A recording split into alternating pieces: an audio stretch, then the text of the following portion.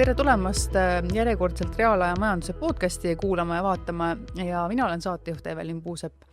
Täna on külas meil Digilogistika Keskuse juht ja asutaja Heiti Mering. Tere tulemast, Heiti! Ma vaatan, et sa oled sellise rõõmsa ja ebaeestlaslikult optimistliku näoga, et tean, et käisid ka hiljuti puhkamas. Kas puhkuse ajal jäi logistika valdkonnast ka midagi uut ja huvitavat silma? Me tihtipeale teame, et reisimiseks on vaja palju erinevaid transpordietappe läbida. Kas inimestega seotud logistikas on ka midagi uut sulle silma jäänud? Eks alati tuleb liikuda ringi silmad lahti ja vaadata, mis nagu mujal on, sellepärast et kogemused ju rikastavad ja tõepoolest esmakordne visiit Taisse oli väga põnev just selles mõttes, et näha, mismoodi seal kogu see transport ja liikuvus on selline, ma ise nimetaksin seda organiseeritud kaoseks. Kaos, kus on organiseeritus sees? Jah, selles mõttes, et sina nagu nii-öelda väljast tulnuna ei pea nagu muretsema ega küsima ega mõtlema. Asjad juhtuvad. Ja nad juhtuvad väga kindlalt, väga lihtsalt. Ma toon ühe näite, meil oli vaja liikuda ühest linnast teise, ühest hotellist teise, kasutades siis nii-öelda maismaatransporti, paari laeva ja minu jaoks tundmatu piirkond. Ja selle asja organiseerimiseks oli mul vaja nii-öelda majutusasutuse foyees siis öelda, et ma tahan sinna minna. Arvutati kokku, see maksis seal meie rahas umbes 30 eurot ja sellega organiseeriti mulle poolepäevane matk, mis koosnes siis transferist, mis viis sadamasse, laevast, mis viis ühte sadamasse, seal oli ümberistumine, veel transfer, ehk siis enam-vähem pool päeva nagu reisimist.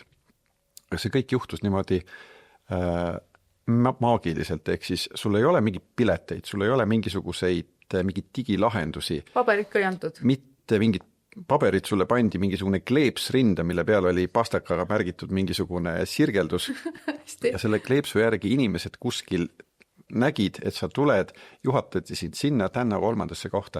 Kõik toimib. Ilma igasuguste päris nii-öelda digilahendusteta, aga ka mitte paberi peal? Ilma igasuguste lahendusteta, ilma igasuguse bürokraatiata.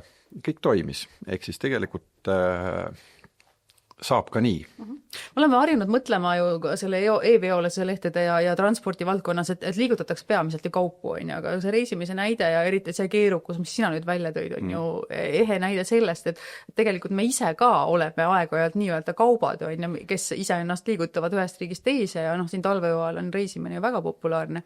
Kuidas see e-veose lehtede arendamisega hetkel läheb, et on teil midagi uut ja põnevat ka paistmas või endiselt veel olete alles reeglite ja määruste juures? Jah, nagu sa ütlesid, ega ühel pakil või saadetisel või kaubal on ju täpselt samasugune soov nagu inimesel, eks tal on vaja saada punktist A punkti B ja siis on sinna kõrvale vaja kedagi, kes nagu korraldab seda asja ja kõigil need korraldajatel peab olema siis nagu piisavat infot selleks, et nad teaksid, millal nad midagi peavad tegema ja nii need asjad juhtuvad. Kui me täna ootame seda kaupa koos paberiga, siis see on siuke analoogne jada, kuhu on sisse kirjutatud igal pool ootamine. Ehk siis keegi koos selle kaubaga saab selle paberi, ta loeb selle läbi, siis saab hakata planeerima, siis teeb mingisugused tegevused ja siis liigub see kaup edasi. Ehk seda ootamist on sinna vahele nagu automaatselt väga palju sisse kirjutatud.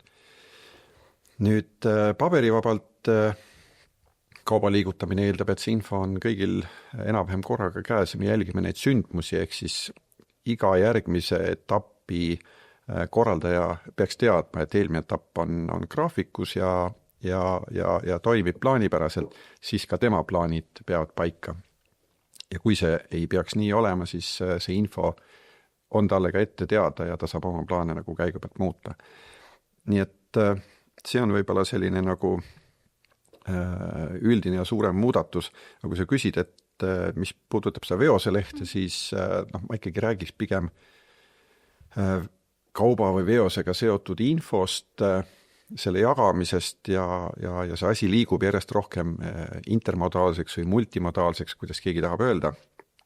ehk kui siiamaani on võib-olla rohkem nagu fookus olnud nagu maanteevedudel, sellepärast me oleme transpordist hästi palju rääkinud just, et veop peetakse kinni ja politsei vaatab ja nii on, et oleme hästi nagu sellise maanteeveo keskseid vestlusi pidanud siia. Ja miks see nii on sellepärast, et esiteks on nagu kõige lähemal, kõige käeparasem ja me ju teame, et üldjuhul kaup vähemalt ühe etapi või vähemalt nagu paar etappi ikkagi liigub üldjuhul maanteed mööda, sest ettevõtted ei asu sadamas, kaubandus ei ole ainult sadamas ega ka lennujaamas, vaid see kaup peab kuidagi sinna sadamasse ja lennujaama või kuhu iganes saama, järelikult see nii-öelda maanteevedu või auto on ikkagi nagu vältimatu.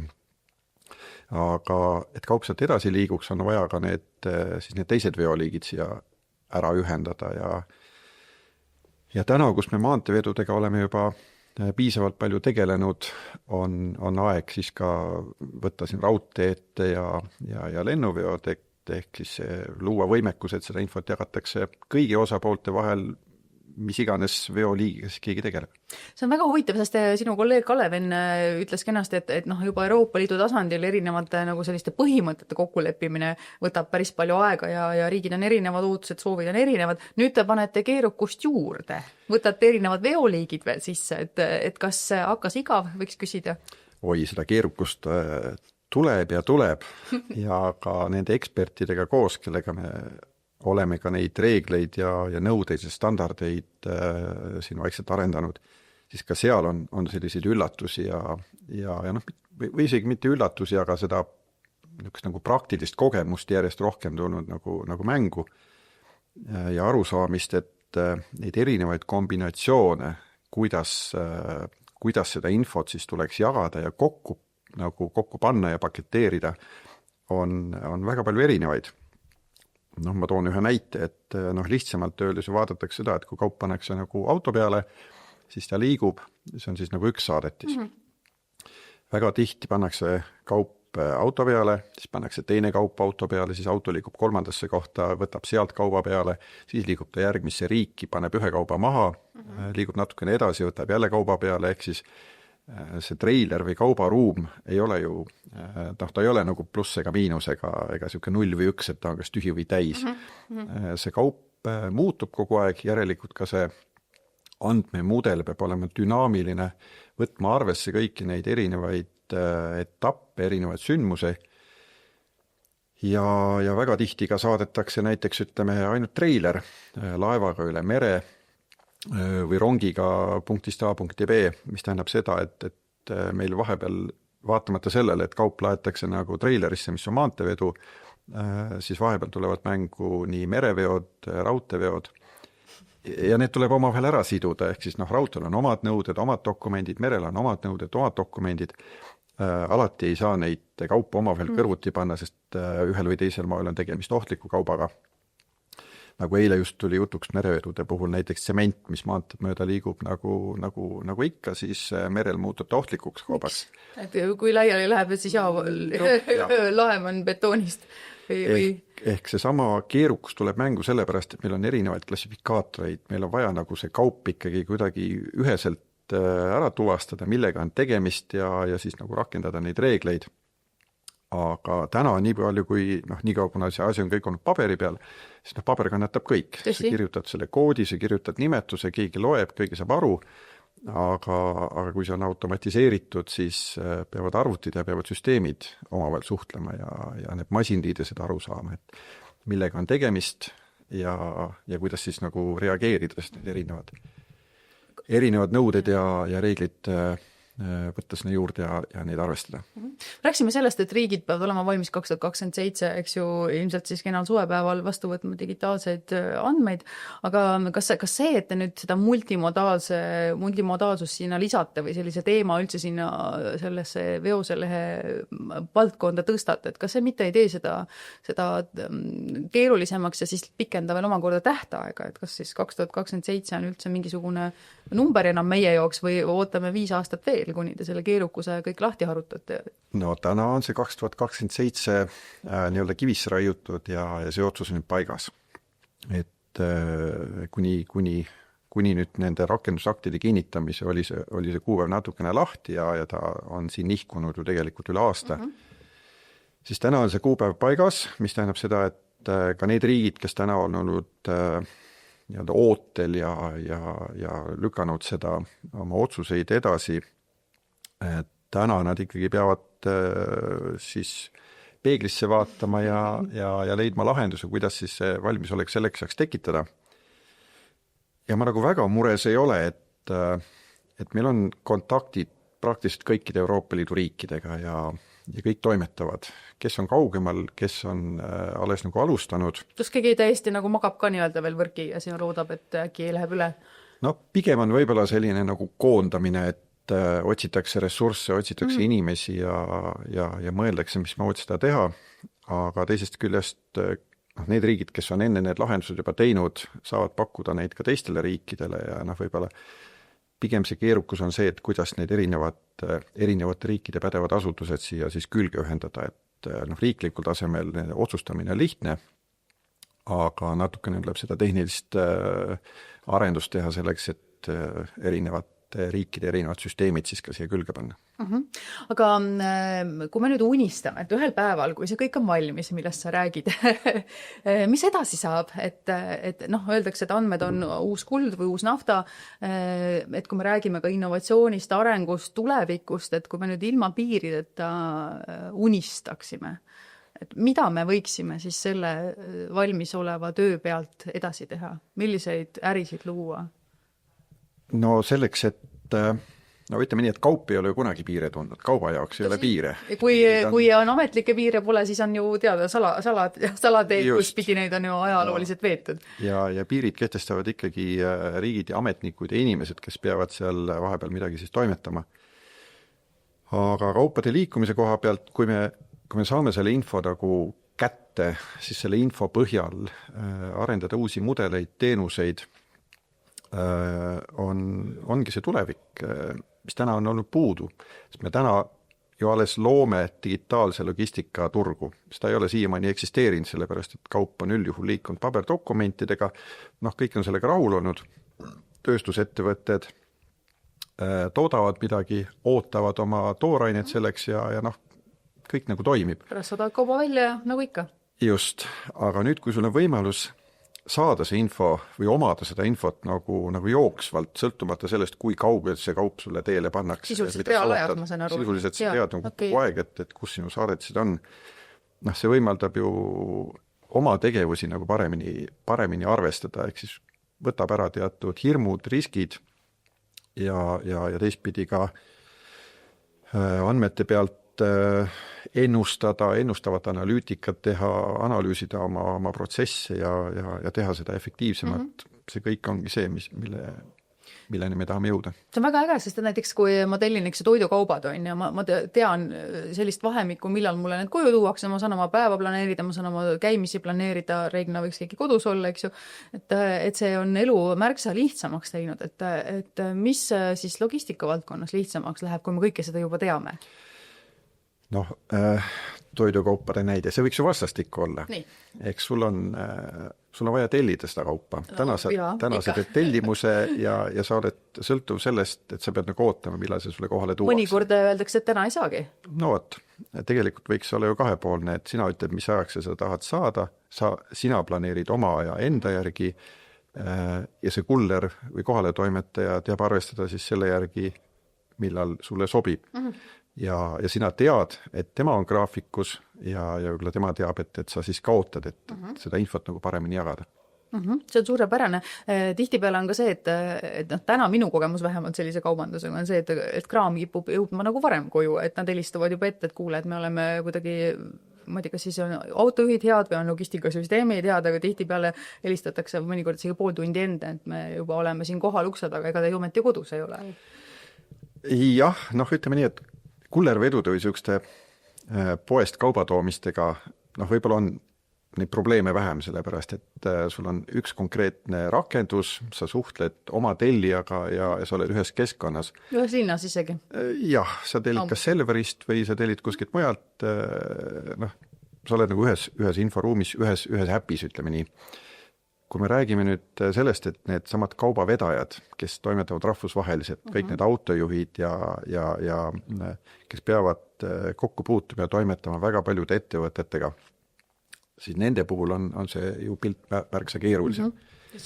Ei ole võimalik, et autojuhil on telefon täis erinevaid äppe ja siis ta otsib, et kelle juurest ma nüüd kauba peale võtsin ja kuhu ma pean klikkama ja kus kohas mul see nupp on, et ma vajutan, et ma nüüd nagu aktsepteerin seda või üle annan.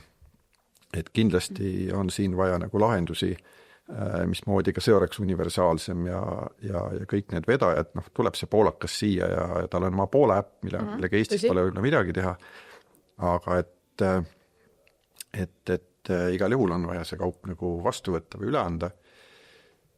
Ja selleks on, ma arvan, väga hea tehnoloogia, mis täna areneb kiiresti, on need samad igasugused digitaalsed rahakotid ja universaalsed sellised nagu keskkonnad.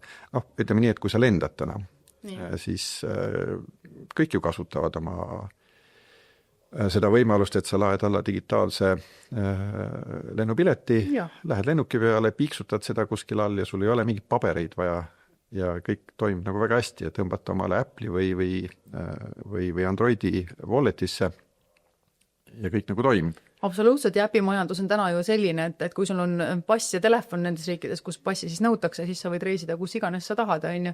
Et muidugi sularaha väljavõtmisel võib-olla füüsilist kaarti vaja, on ju, aga Euroopa Liidu sees sageli saab ju ka puhtalt ju maksta ka kaardiga, on ju. Aga tead, mis ütlen sulle naljaka faktikuna vahepeal, et tead, mida kõige vähem lennukisse unustatakse? No. Telefoni.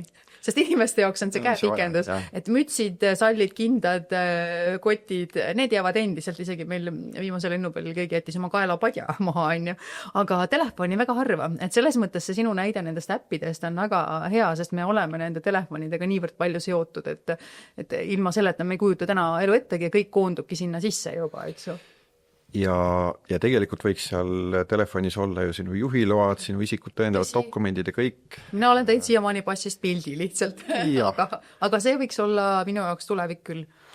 Eesti riik on ka uue mobiiliäppi arendanud, paraku see ei ole päris nagu digitaalne rahakott, nagu ma olen aru saanud, et tegelikult tuleks jõuda sinna, et sinu kõik vajalikud dokumendid on sealt, sa saad sinna walletisse laadida ükskõik mida.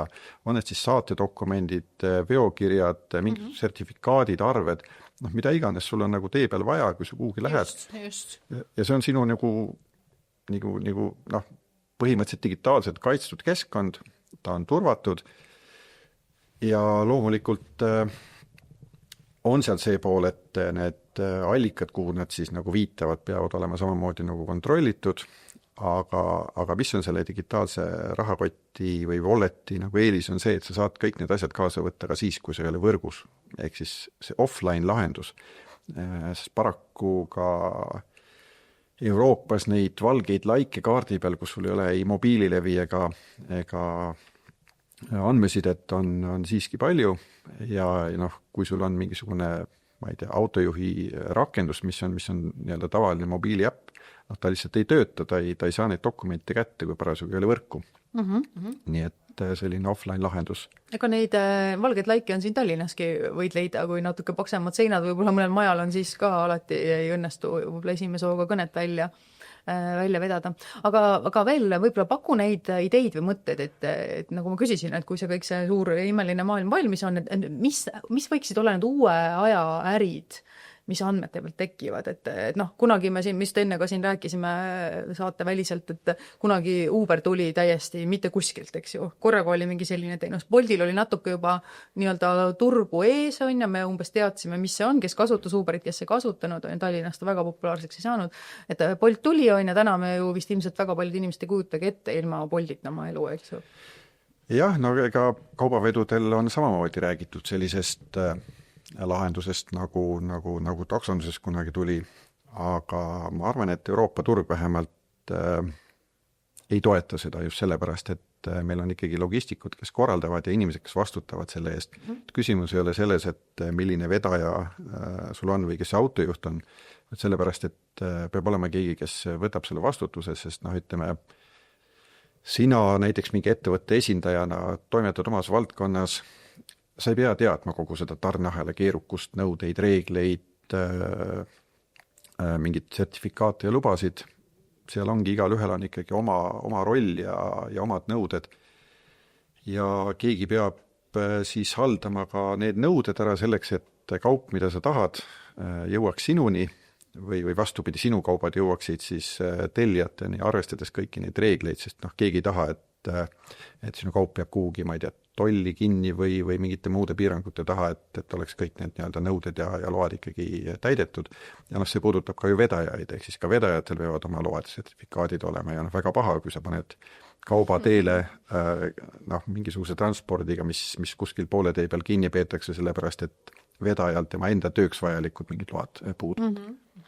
Aga puhtalt andmete pealt veel, et näiteks võtta need andmed ja üritada nendest luua veel mingisuguseid uusi teadmisi platvorme, kui me vaatame Booking on ju ja Airbnb on näiteks keskkonnad, ei ole ühtegi hotelli endal ega ühtegi majutusasutust on ja samamoodi ei ole ju paljudel nii-öelda taksoäppidel endal taksosid on ja nüüd Boltil on, aga on ka neid, kellel ei ole, et kas puhtalt andmete pealt annab ka veel midagi välja mõelda?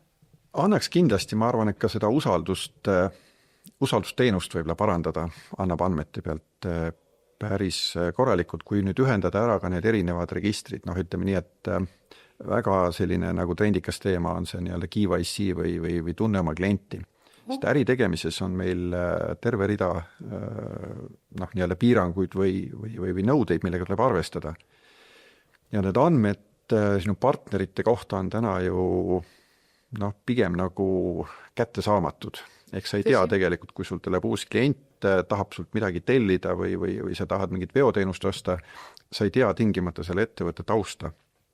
Ja selleks, et see taustainfo ja ka võib-olla usaldusväärsus oleks nagu tagatud, on ikkagi andmetega saab väga palju nagu ära teha, et siis alates sellest, et millised on kontaktid, ma ei tea, maksuvõlad või ka mingisugused varasemad tehingud, hinnangud nendele näiteks, et see kõik on ikkagi see, mis saab nagu põhineda andmetel. Ja veebikaubandus ju tihtipeale väga paljus ka selle põhjal täna on, et kui sa tellid Amazonist kaupa või kes on Amazoniga äri teinud, et seal on nagu väga oluline just nimelt see indeks, soovitusindeks ja kuivõrd sinu teenused on seal nagu esil või sa oled kuskil seal 300. leheküljel, kuhu nagu mitte keegi ei jõua. Nii et ma arvan, et need on ka need tuleviku ärimudelid, mis ka seda transpordisektorit kindlasti puudutavad, et kellegast seda vedu tellitakse rohkem, kellegast vähem. Ja transpordi siis ettevõttel näiteks ka nagu Bookingus on hotellidel on reitingud, et kas on 8, 9, 10, eks ju, ja siis on ka samamoodi, et kuidas sa oma klienti teenid, et kuidas sa kaupa vead, kohutult sa sõidad, eks ju, et muud sellised teemad. Kas seda teemat, et täna sellist hindamist ei ole transpordisektoris üldse?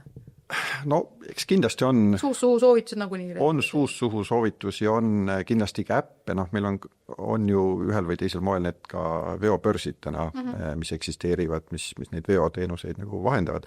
Ehk siis ma ei ütleks, et neid nagu üldse turgu ei ole, aga pigem nad ei domineeri.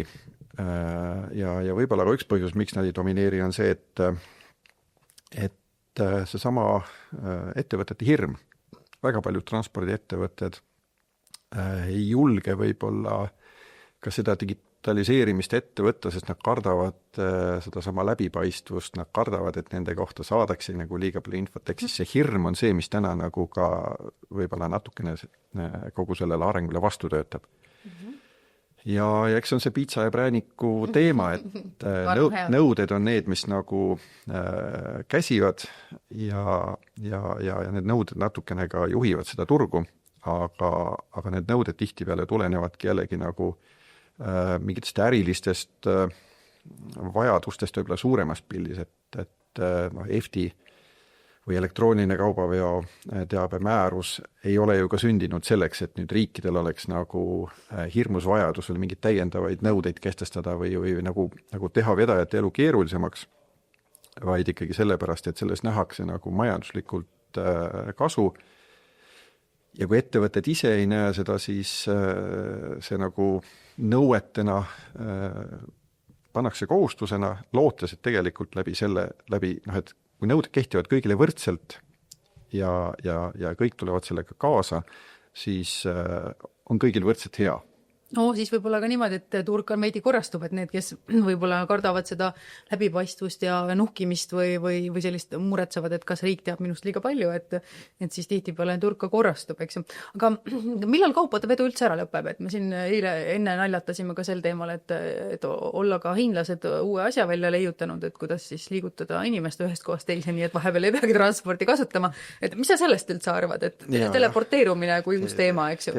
Jätame need tiivikud ja siis need teemad praegu kõrvale, sest aga teleportatsioon ei kaota ära kaupade liikumist, see on lihtsalt siis muutub nagu räägime teoreetiliselt ulmes tulevikus, et kauba liigutamine on ikka, et kaubavedu kaob ära siis, kui kaob ära selle järgi vajadus, ehk siis kui kaovad ära tellijad ja kui sul ei ole kellelegi enam kaupa saata, siis sul ei ole ka ju enam vaja kaubavedu, mis tähendab seda, et kaubavedu on võib-olla üks viimane teenus, mis enne maailma lõppu veel tegelikult alles jääb hästi. Aga kas see üldse on reaalne kunagi, et mingisugusel sellisel müstilisel viisil liigutatakse ühest kohast midagi või kedagi teise, või on see lihtsalt selline ulmevaldkonna kuuluv uudis, mida me korra arutasime? Ainaks kaubad liiguvad ikka.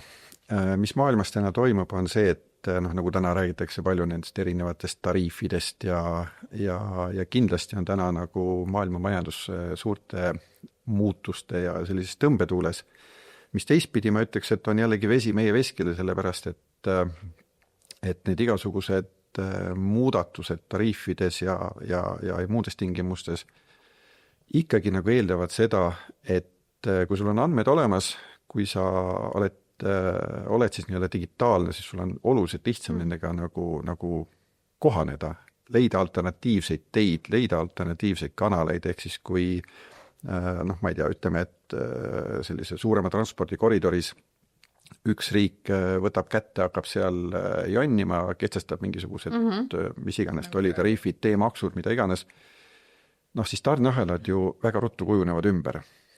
Ja mida rohkem on seda digitaalset andmevahetust, seda lihtsam on neid ümber kujundada, ehk siis see võtab ära sellise nagu kivisse raiutud domineerimise ja see teistpidi nagu suurendab ka sellist nagu rahvusvahelist konkurentsi, ehk siis tegelikult ma ütleks, et need riigid, kes suudavad selle koridori panna digitaalselt tööle, täna kindlasti saavad endale teatud majandusliku eelise. Ja me rääkisime enne sellest, et osad ettevõtted kardavad seda, et tekib läbipaistvus, et riik näeb siis, mida keegi justkui teeb, kuigi riik ju vaatab väga väikest hulka andmeid tulevikus. Tegelikult tekib esmalt sul läbipaistvus sinu enda ettevõttes, et sa saad aru, et mismoodi, mida, kui palju aega võtab, kuhu, kust, mida liigub, on võimalik need andmed ka vastavalt analüüsida. Et see läbipaistvus tekib sul endal kõigepealt oma nii-öelda kodus või koduaias, on ju. Aga mainisid seda ka enne, et kaupade liikumine lõpeb enne maailma lõppu ilmselt ühena viimastest, on ju. Miks sa nii arvad? No see on puht praktiline vajadus, sellepärast, et selleks, et eksisteerida, sa pead ikkagi tarbima. Aga siis võib-olla vähendame natuke tarbimist, me rääksime enne siin ka maailma päästmisest ja keskkonnasõbralikkusest, et võib-olla tuleks veidi vähem tarbida. Aga süüa tahaks ikka? Sööma sa pead. Hingama pead. Selle mõttega on hea täna lõpetada, et ongi käes lõunaaeg, et aitäh sulle tulemast ja loodame, et see teenus ja teema, mida te arendate, viib tulevikus tõesti uute ärimudeliteni ja ma usun, et eestlased on siin jätkuvalt esirinnas, nii et aitäh veel kord ja hästi palju edu. Olen sellest täiesti veendunud ja veel küsimus sellele, või see vastus sellele tarbimise muutumisega, et inimene on uudishimulik, ta tahab alati midagi uut proovida. Selge, aitäh sulle!